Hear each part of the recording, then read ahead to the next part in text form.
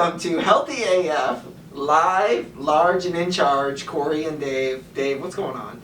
Man, nothing too much. It's great to see a smile on your face, Cory. Yeah, you too. For those of you who are not watching via YouTube, we have our smiley face masks on. Yeah, trying to keep morale high a little bit, you know? Yeah. Although sometimes the nice thing is if you get angry, you can turn it upside down. That's true. I think of it more like a sad face. When it's upside down? Yeah. I guess. Depends how the eyebrows move. It's all about the eyebrows. You got to keep the positivity high because, you know, sometimes people bring negative energy into your space. You know what I mean? Yeah. So you got to kind of lift them up. Or, you know, like fake it till you make it kind of thing, right? Yeah, absolutely. All right, so what the heck are we talking about? Well, today I want to take a different approach when we talk about fat loss and talk about how we can create fat loss that I would say is more sustainable for the long term.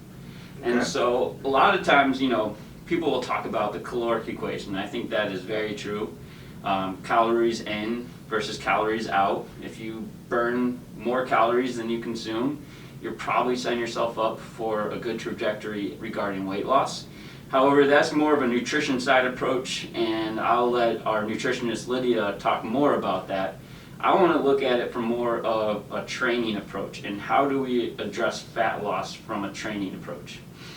So I think one of the biggest mistakes we do is we think about that caloric equation, and so we focus on an incessant amount of cardio, because we typically view cardio as the number one weight loss, you know, if we want to lose weight and everything like that. And I think also it's important to distinguish fat loss and weight loss, right? I think strength coach Dan John says anybody can lose weight. If you amputate your arm, you lose 5 pounds. Yeah. But fat loss and weight loss aren't necessarily synonymous.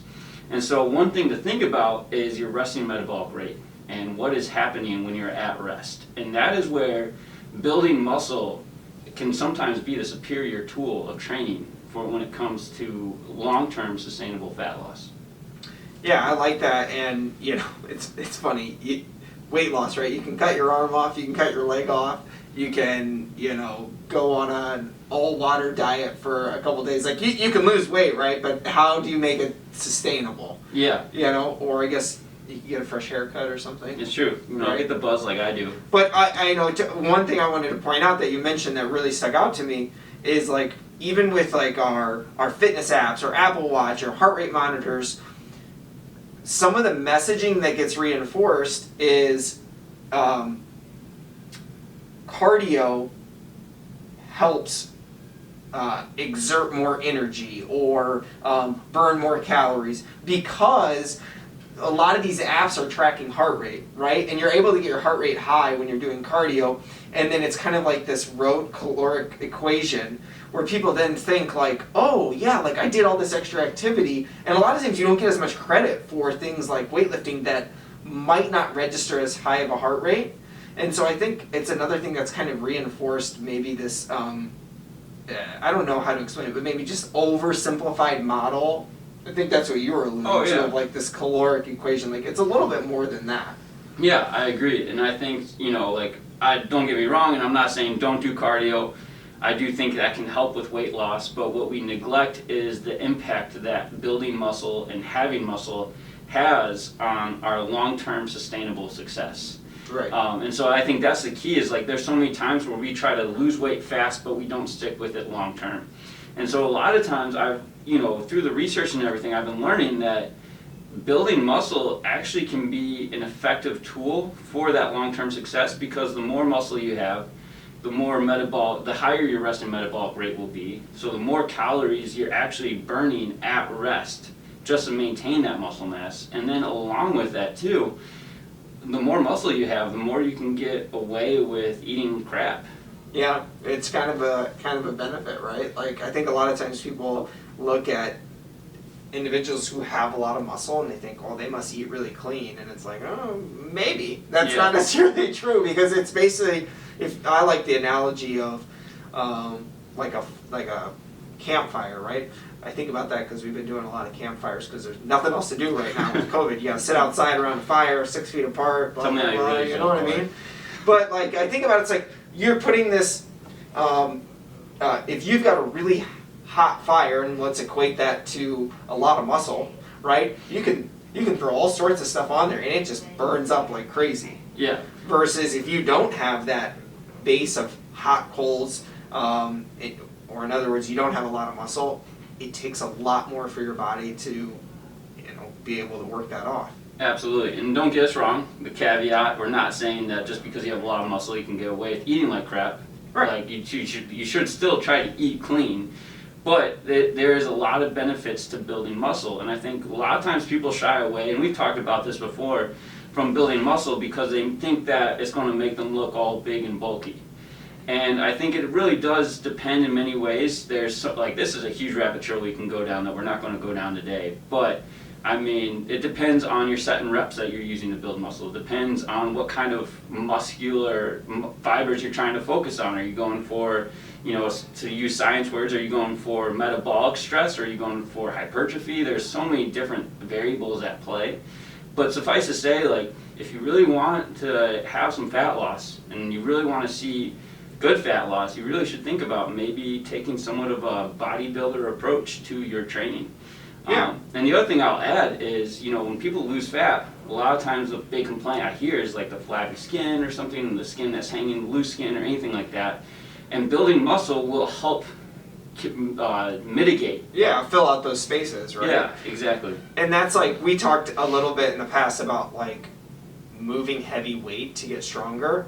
I think that comes into play here again. You can just train for like overall health and fitness, and you can pick up the 20-pound dumbbells and always do the 20-pound dumbbells, but like ultimately to gain muscle, you're going to need this idea of progressive overload. You're going to need to continue to challenge yourself and push yourself in order to put significant muscle on. Or else, bringing this full circle, you're not going to add muscle, therefore you're not even going to get close to getting bulky. Yeah, and I think, again, like, going back to this, like, and the thing we're talking about is this isn't going to be something that happens overnight. If you want to lose weight quick, like Cory said, cut off an arm, cut off a leg, starve yourself. But, I mean, that's essentially what's happening, right? Don't actually do that, please. but if you actually want sustainable, long-term, body composition goals and sustainable weight loss, you really owe it to yourself to think about how can you incorporate strategies that are going to build strength and build muscle rather than just merely focus on burning calories. Yeah, it's like if I knew I had a wedding in 2 days, then maybe I really just focus on like doing a lot of cardio and losing some water weight and some carbs and salt and fat or whatever else, you know what I mean? But like, if my goal is long-term sustainable weight loss, which I think that would be most people's goal who want to lose weight, right? Sustainable. We have to have this layer, this element of building muscle. Mm-hmm. You can't get around it. There's nothing that's going to be more efficient than creating a better base of muscle, thus increasing metabolic rate. Absolutely, and because it's going to take a little bit longer, you're also in the double whammy of improving your behavior. I love it. Now, my only other thing that I'll add in, which I think you would agree on, Dave, is try to find creative ways to increase overall activity. Oh yeah, for sure. Right? Because that's like a great way that I think we neglect it a lot, right? Like, we will work out for 30 minutes, but then we'll lay on the couch the rest of the day. Yeah. Like, find creative ways to keep moving, because those little things help add up a lot and contribute to, again, that's kind of the other end of the spectrum, that caloric deficit. You're not necessarily building your metabolism per se via gaining muscle, but it's a helpful component. Oh, for sure. That's definitely, I think, hopefully it should go without saying, but it's good to point out, is physical activity is another huge component to fat loss, not necessarily weight loss. Yep, for sure. Okay, so hopefully that's helpful for you guys. Think about ways that you can continue to incorporate weight training, resistance training. If you need help, you know where to find us. Reach out. We're always here. And until next time, stay healthy AF. Boom.